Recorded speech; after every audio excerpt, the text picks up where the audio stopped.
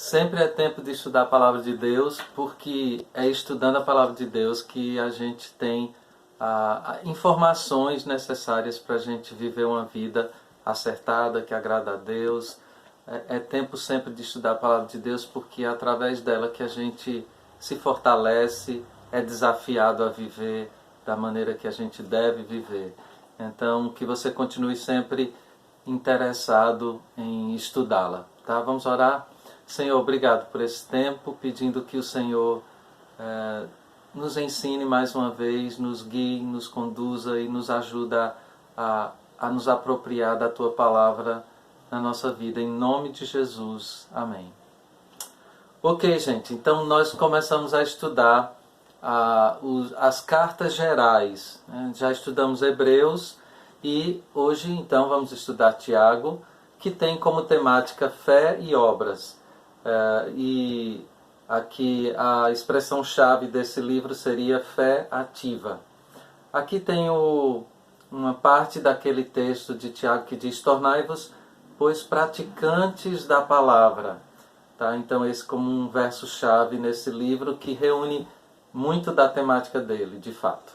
Então Tiago, que escreveu essa epístola, essa carta, ele foi o meio-irmão de Jesus. Durante o ministério de Jesus ele foi descrente, mas posteriormente à ressurreição ele se tornou um crente, inclusive um líder da igreja em Jerusalém. Ele foi uma pessoa que viu Jesus, um dos que viu Jesus ressurreto. Isso está dito lá em 1 Coríntios capítulo 15, verso 7. Tiago escreveu para os judeus crentes que estavam dispersos e estavam num contexto de perseguição por sua fé, e ele então escreve essa carta orientando esses judeus crentes como eles deveriam enfrentar as dificuldades e como eles deveriam viver a vida cristã. A mensagem de Tiago é uma mensagem extremamente prática. A epístola de Tiago é a carta mais prática que a gente tem no Novo Testamento. Para cada 2 versículos vocês têm um mandamento. A chave aqui nesse livro é: sejam cumpridores da palavra, não somente ouvintes. Se a gente for atualizar esse versículo, ele estaria dizendo: sede cumpridores ou praticantes da palavra e não somente leitores dela. Aqui a gente tem um forte apelo à oração. Ele ensina sobre a fé e as evidências da fé pelas obras. Quando ele fala que a fé sem obras é morta e que a fé deve nos motivar a viver como agrada a Deus. Um detalhe aqui sobre a questão de fé e obras: se nós fizermos uma leitura meio displicente no livro de Tiago, a gente vai entender que ele está falando da salvação por obras, mas na verdade, em hipótese alguma, ele está aqui se contradizendo em relação ao restante da palavra de Deus.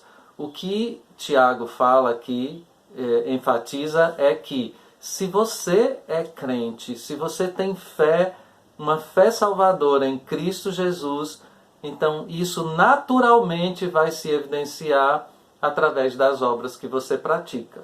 Então essa é a temática dele. Ele dá instruções práticas de viver de acordo com a vontade divina. Ele fala, por exemplo, do controle da língua, controle da ira, fala sobre a obediência a Deus, cuidar dos necessitados, não fazer acepção de pessoas, fala sobre a paciência na tribulação, que vai ser fruto da confiança em Deus. E com relação a Jesus, ele o conhecia muito bem e nos ensina a obedecer aos mandamentos que Cristo nos deixou. Vamos lembrar aqui, gente, que Tiago, ele apresenta uma vida cristã de excelência porque ele conviveu desde pequeno com aquela pessoa que era a referência perfeita de como viver uma vida que agrada a Deus. Então, na mente de Tiago, não cabe a ideia de um crente carnal. Então, na cabeça dele, se você é crente, você vai mostrar isso através das suas obras. Você vai evidenciar isso. Eu queria destacar o capítulo 3, verso 13, que diz assim: quem entre vós é sábio e entendido, mostre em mansidão de sabedoria, mediante condigno proceder, as suas obras. Então, é isso que Tiago está chamando a atenção aqui.